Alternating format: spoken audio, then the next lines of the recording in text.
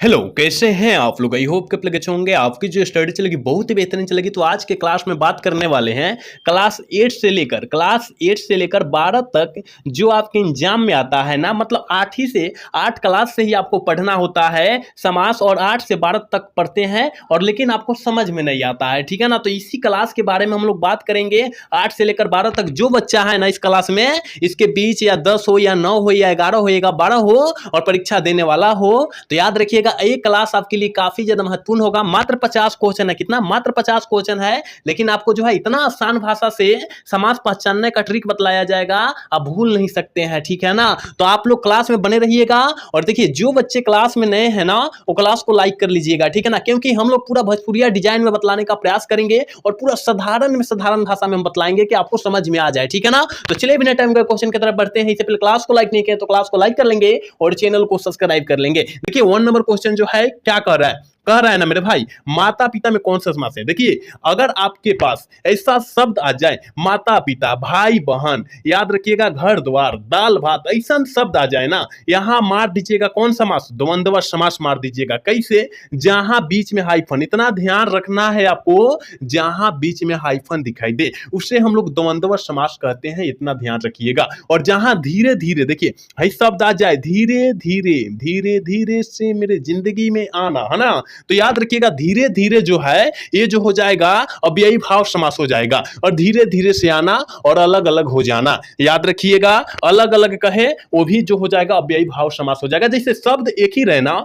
शब्द एक ही रहे उसे हम लोग अव्ययी भाव समास कहते हैं, और शब्द अलग अलग रहे उसे द्वंद्व समास कहते हैं। याद रखिएगा, पूरा साधारण भाषा में हम समझाएंगे। क्लास हो सकता है थोड़ा सा लंबा हो जाएगा, लेकिन आसान तरीका से बतलाएंगे। जैसे बाबू सोना आ जाएगा, बाबू सोना, बाबू हो जाएगा और सोना भी हो जाएगा। याद रखिएगा इसमें भी द्वंद्व समास होगा। बाबू सोना कहिए, फिर रोना धोना कहिए, ठीक है ना, रोना धोना, फिर रोना धोना और रोना धोना कहिए, इसमें भी द्वंद्व समास हो जाएगा। याद रखिएगा जितना एग्जाम में आता है वही सारे क्वेश्चन हम बतलाएंगे। क्लास 8 से लेकर 12 तक जो बच्चे हैं ना, वो सारे बच्चे देखेंगे, ठीक है। चलिए अगला क्वेश्चन की तरफ बात करते हैं। और अगला क्वेश्चन यानी 2 नंबर क्वेश्चन में कहा जा रहा है, दिए गए अर्थों में समास का सही अर्थ कौन है? कौन सा है? जल्दी बतला दीजिए। 2 का ऑप्शन क्या हो जाएगा सही अर्थ? कहिएगा कि सर विभक्ति को हटाकर शब्द को संक्षिप्त करके सुंदर बनाया जा सकता है। मतलब हम लोग जो समास कहते हैं, समास को कैसे कहते हैं? समास जो बना देते हैं, मतलब विभक्ति को हटाकर एक नया विभक्ति को बना देंगे, उसे हम लोग समास कहेंगे। याद रखिएगा बिल्कुल ऑप्शन डी हो जाएगा।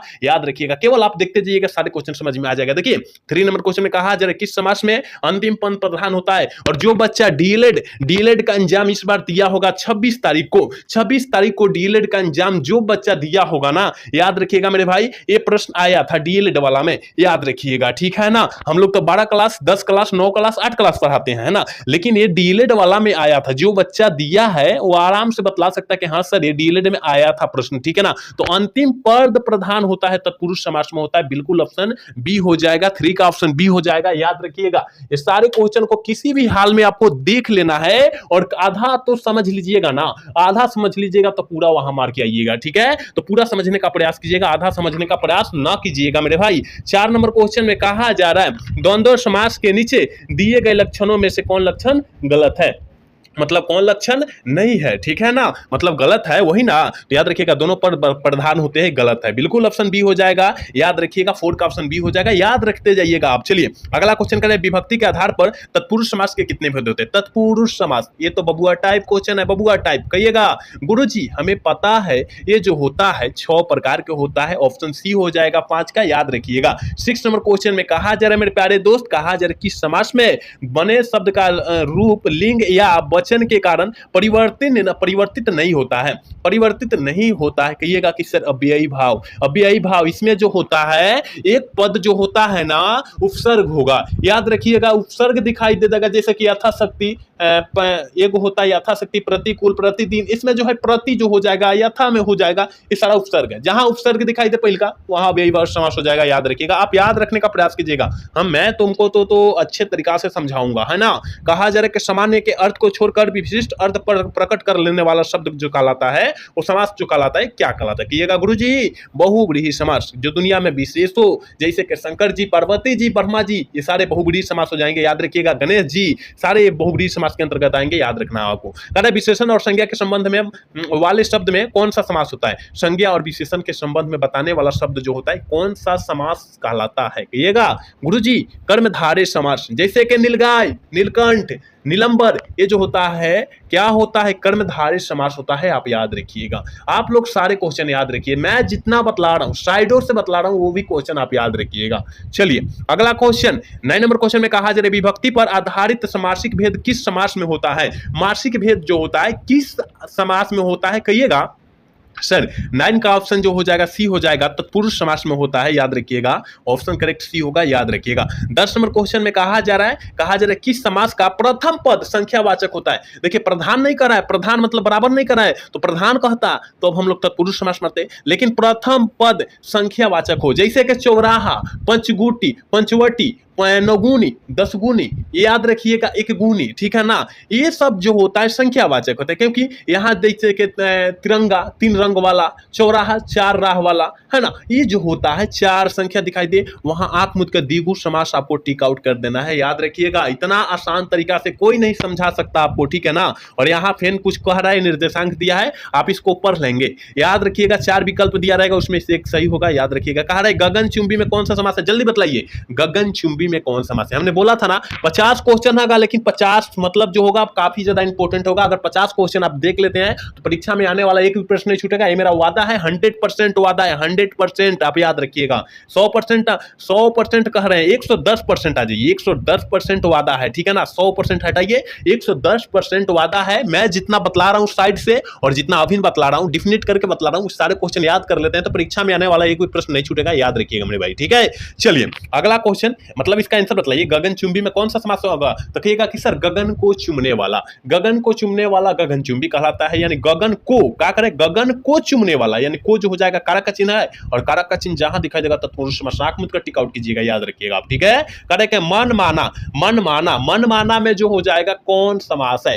कहिएगा गुरुजी मन माना, मन जो होगा अलग हो गया और प्लस माना, ठीक है ना, माना यानी मन को हमने मना लिया, ठीक है ना, मन को हमने मना लिया। मन जो हो गया एक उपसर्ग होगा, और हमने पहले ही बतला दिया जहां उपसर्ग की बात किया जाए वो में अव्ययी भाव समास हो जाएगा, बिल्कुल ऑप्शन डी हो जाएगा 12 का, याद रखिएगा मेरे भाई, ठीक है। ये सारे क्वेश्चन याद रखिएगा। चलिए अगला क्वेश्चन, और 13 नंबर क्वेश्चन तो आपके एग्जाम में काफी बार आया हुआ है, आप याद रखेंगे कि चिरीमार में कौन सा समास है? चिरीमार, चिरी को मारने वाला, चिरी को मारने वाला चिरीमार कहलाता है, यानी तत्पुरुष समास हो जाएगा, ऑप्शन ए हो जाएगा 13 का, याद रखिएगा। 14 नंबर क्वेश्चन में कहा जा रहा है सीताराम, सीताराम कौन समास है? जल्दी बतलाइए, काफी ज्यादा वेरी इंपॉर्टेंट क्वेश्चन है। कहा जा रहा है सीताराम, सीता अलग हो जाएंगे, है ना, सीता अलग हो जाएगी, राम भी अलग हो जाएंगे, यानी सीताराम, सीताराम बीच में हाइफन दिखाई दे, हमने पहले ही बतलाया, द्वंद्व समास हो जाएगा। जैसे कि हमने बतलाया उदाहरण में, काफी सारा उदाहरण पहले नंबर क्वेश्चन में लिया था, जैसे बाबू सोना, रोना धोना, याद रखिएगा, सारे हमने लिया था एग्जाम्पल। तो आप कहां ध्यान रखते हैं मेरे भाई, सारे क्वेश्चन को आप अच्छे से पढ़िएगा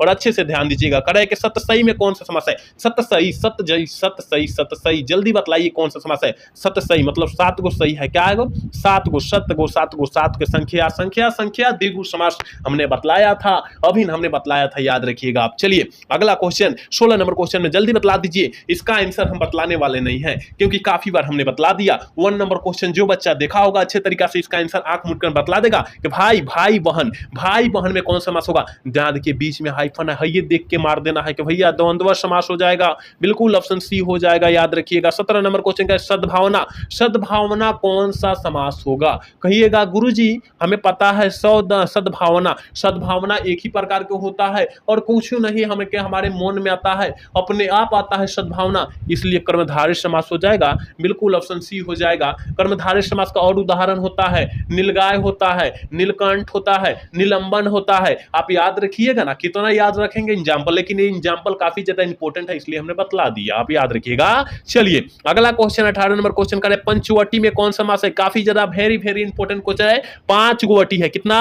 पांचवटी, पांचवटी यानी पंचवटी होता है, याद रखिएगा। पांच जो है संख्या, और संख्या के लिए द्विगु समास हो जाएगा, बिल्कुल ऑप्शन बी हो जाएगा। 18 का ऑप्शन बी हो जाएगा, याद रखिएगा। 19 नंबर क्वेश्चन में कहा जा रहा है कि शरणागत में कौन सा समास है? शरणागत में कौन सा समास है? कहिएगा गुरुजी शरण जोर आगत, शरण जोर आगत शरणागत हो जाएगा, तत्पुरुष समास हो जाएगा, याद रखिएगा। बिल्कुल ऑप्शन जो हो जाएगा ये हो जाएगा 19 का ऑप्शन ये हो जाएगा, आप याद रखिएगा। मात्र 50 क्वेश्चन है और समास पहचानने का पूरा ट्रिक बतला रहे हैं, जहां बतला रहे हैं काफी बेहतरीन बतला रहे हैं मेरे भाई। अगर आपको क्लास अच्छा लग रहा है प्लीज क्लास को लाइक कर लीजिए, जितने बच्चे क्लास को देख रहे हैं प्लीज क्लास को लाइक कीजिएगा, ठीक है। चलिए अगला क्वेश्चन 20 नंबर क्वेश्चन कर रहा है कि रोग मुक्त है, और रोग मुक्त क्या है? कहिएगा गुरुजी रोग मुक्त कर रहे हैं, और काफी बारी बतलाए भी है क्लास में कि रोग मुक्त जो होता है रोग से मुक्त, मतलब हम रोग है ना, रोगी है और रोग से मुक्त हो गए, मतलब रोगी से छोड़ दिया, हमको रोग छोड़ दिया, बीमारी छोड़ दिया, तो रोगी से मतलब मुक्त हो गए, यानी रोग से मुक्त, याद रखिएगा। से जहां कारक का चिन्ह है तत्पुरुष समास आंख मुक्त कर टिक आउट कीजिएगा। चलिए यहाँ कह रहा है कि चरण कमल में, चरण कमल जहां चरण ऐसा शब्द आए ना, कर्मधारय समास आंख मुद कर आपको टिक आउट करना होगा।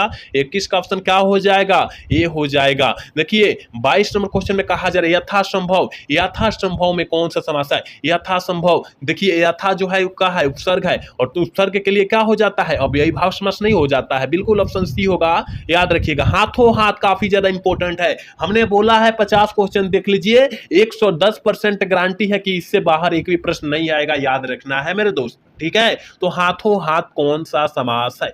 कहिएगा गुरुजी हाथों हाथ कर्मधारय समास है, बिल्कुल ऑप्शन सी हो जाएगा, याद रखना है। चलिए कहा जा रहा है त्रिभुवन, क्या? तीन भुवन, क्या? त्रिभुवन मतलब तीन गो भुवन है, भवन है। त्रिभुवन का मतलब क्या है? तीन गो भवन है, तीन जहां आ गया, तीन जहां आ गया संख्या हो गया, और संख्या के लिए क्या होगा? क्या होगा? कर्मधारय द्विगु समास हो जाएगा मेरे भाई, द्विगु समास हो जाएगा। लेकिन कहिएगा कि सर नहीं दिया है त्रिभुवन, यानी उसमें जो है कौन देवता रहते हैं? त्रिभुवन में कौन देवता रहते हैं, जल्दी बतलाइए। कहिएगा गुरुजी ये जो है त्रिभुवन, त्रि जो हो जाएगा, कहिएगा कौन देवता नहीं रहता है, उपसर्ग हो जाएगा त्रि और भुवन अलग हो जाएगा, यानी अव्ययी भाव समास है, याद रखिएगा। आंख मूंद कर ऑप्शन बी टिक कीजिएगा, द्विगु समास में मारिएगा नहीं तो गलत हो जाएगा, क्योंकि त्रि जो है त्रि जोर भुवन यानी त्रिभुवन अव्ययी भाव समास हो जाएगा, आप याद रखिएगा। चलिए अगला क्वेश्चन करें कि पीताम्बर, काफी ज्यादा इंपॉर्टेंट क्वेश्चन है, आपके एग्जाम में काफी बार आया हुआ है। पीताम्बर कौन सा समास है? बहुब्रीहि समास। शंकर पार्वती, गणेश जी, ब्रह्मा जी, ये जो होता है बहुब्रीहि समास के अंतर्गत आते हैं, याद रखिएगा आप, ठीक है। करें कि कमल नयन कौन सा समास है? चलिए बताइए, इसका बताइए आंसर फटाफट, क्योंकि पहले ही बतला चुके हैं, पहले ही बतला चुके हैं कि कमल नयन कर्मधारय समास, कमल नयन कर्मधारय समास। नीलगाय, नीलकंठ, ये जो होता है कर्मधारय समास होता है, आप याद रखिएगा। ऑप्शन ये हो जाएगा, बिल्कुल 26 का ऑप्शन ये होगा, आप याद रखिएगा। चलिए 27 नंबर क्वेश्चन करें कि चतुर्भुज है, चतुर्भुज, चतुर्भुज चार भुजा वाला। कहिएगा कि सर चतुर्भुज जो है चार भुजा वाले को हम बोलते हैं, कहेंगे हाँ भाई गुरुजी बिल्कुल सही बोल रहा है चतुर्भुज, लेकिन चतुर्भुज चार को भुजा वाला नहीं कर सकते हम लोग। ब्रह्मा जी का चार को मुद्री है ना, मुर्री है, याद रखिएगा। द्विगुण नहीं मार दीजिएगा नहीं तो गलत हो जाएगा, ठीक है, क्योंकि यहाँ भगवान की बात किया जा रहा है, ऑप्शन बी वाला सही होगा, ठीक है। 28 नंबर क्वेश्चन लंबोदर, हमने बताया लंबोदर बहुब्रीहि समास, क्योंकि पहले बतला के आ चुके हैं, नहीं बतलाएंगे। यहाँ काजल लोह करे के लौह पुरुष, लौह पुरुष में कौन सा समास होगा? कहिएगा गुरुजी लौह पुरुष कर्मधारय समास, बिल्कुल ऑप्शन बी हो जाएगा। चलिए कहा जाए त्रिफला, त्रिफला तीन गो फल है हमारे पास, कितना फल है? तीन गो, यानी द्विगु समास हो जाएगा, बिल्कुल ऑप्शन ए हो जाएगा, याद रखिएगा। 31 नंबर क्वेश्चन करें देश से निकाल, देश निकाल, देश से निकाल, क्या?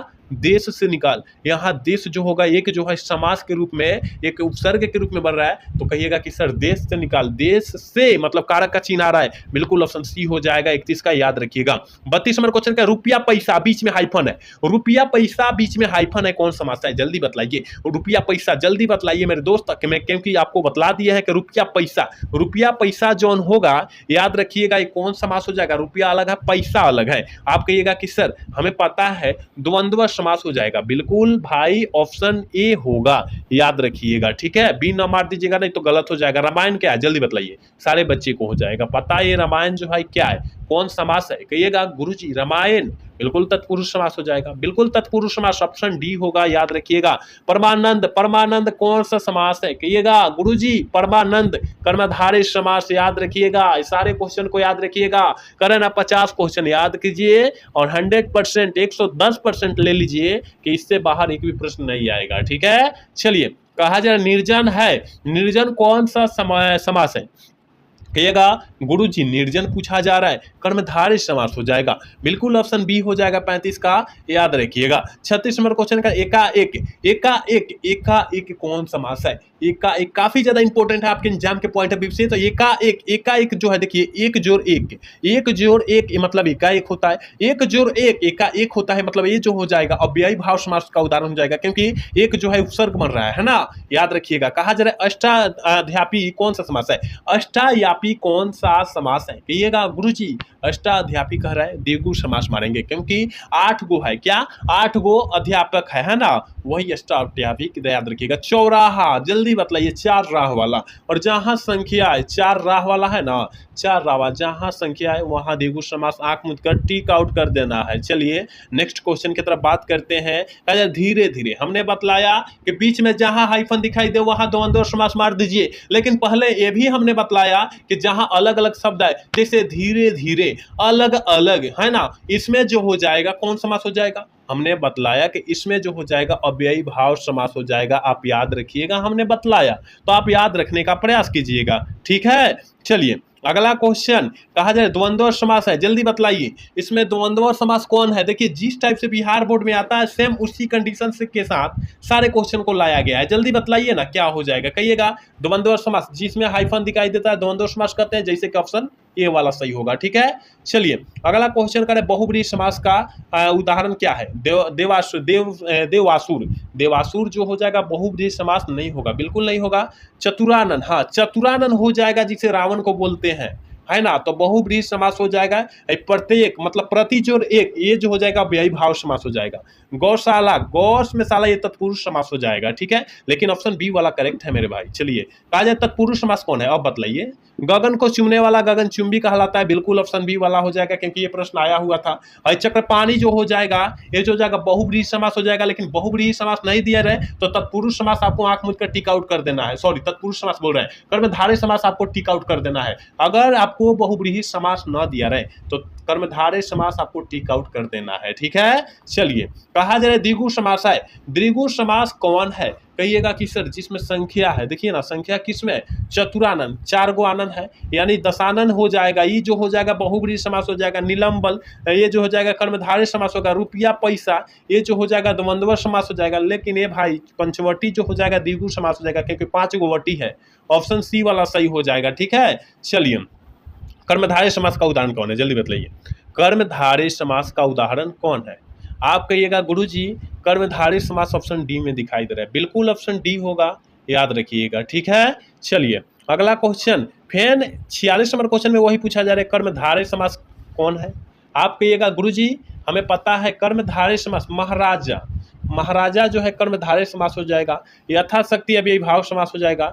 निरोग जो हो जाएगा, नीरह जो रोग, यानी ये जो हो जाएगा तत्पुरुष समास हो जाएगा। ये पंचवटी यानी द्वंद्व समास हो जाएगा, आप याद रखिएगा। चलिए 47 नंबर क्वेश्चन का अव्ययी भाव समास है, जल्दी बताइए, अव्ययी भाव समास का उदाहरण जो हो जाएगा कौन हो जाएगा, जिसमें जो है उपसर्ग बन रहा है, आप कहिएगा कि सर आज जन्म में उपसर्ग बना है, बिल्कुल 47 का ऑप्शन ये हो जाएगा, याद रखिएगा। 48 नंबर क्वेश्चन है द्वंद्व समास, काफी इंपॉर्टेंट क्वेश्चन है और काफी बार हमने आपको बतलाया अच्छे तरीका से। द्वंद्व समास देखिए घर द्वार है, देखिए बीच में हाइफन है, हाँ कहिएगा हाँ गुरुजी यही हो जाएगा। चलिए 49 नंबर क्वेश्चन के कहा जाए तत्पुरुष समास का है, नवयुवक का है, नवयुवक जो है तत्पुरुष से न समास है, तत्पुरुष से न समास है, याद रखिएगा। चलिए अगला क्वेश्चन, नवयुवक, ए भाई नवयुवक कहाँ से हो जाएगा, 990 नवयुवक, नव जोड़ युवक, ए भाई पास के करे के पास के का होगा टमार होगा, याद रखिएगा। पास के टमार होगा, नौवा की युवक नहीं होगा, क्योंकि ये कर्मधारय समास हो जाएगा। नौवा युवक जो है कर्मधारय समास हो जाएगा, याद रखिएगा। ऑप्शन बी होगा, आप गूगल भी सर्च करके देख सकते हैं, मैं जो है गलती से ऑप्शन ए बतला दिया, लेकिन नौ युवक जो है कर्मधारय समास हो जाएगा, ठीक है। और आज के क्लास के लास्ट क्वेश्चन, क्योंकि पहले ही बोल दिया गया था कि 50 क्वेश्चन से ज्यादा बात नहीं किया जाएगा, और 50 में ही आपको डिफिनिट करके अच्छे से समझा दिया जाएगा। कहा जाता है तत्पुरुष समास का उदाहरण क्या है? धन से हीन, धनहीन हो जाएगा, बिल्कुल ऑप्शन बी हो जाएगा, याद रखिएगा। तो हमने यहाँ 50 क्वेश्चन समास का बतलाया है, आप लोग अच्छे तरीका से देखे होंगे तो समास पहचानने का अच्छा विधि पता चल गया होगा, ठीक है ना। और इससे भी अच्छा चाहते हैं कि अगर समास का हम लोग समास का बेहतरीन से बेहतरीन लाए और बेहतरीन समझाने के लिए लाए, तो आप जो है कमेंट कर सकते हैं, बिल्कुल आपका जो है कमेंट फ्री में आ सकता है, यहाँ पैसा कुछ भी नहीं लगता है, ठीक है ना। तो आज का क्लास जो है कैसा लगा? अगर अच्छा लगा होगा तो चैनल को सब्सक्राइब और वीडियो को लाइक करना भूलिएगा। मिलेंगे अगला सेशन में। जय हिंद, जय भारत, टाटा, बाय बाय।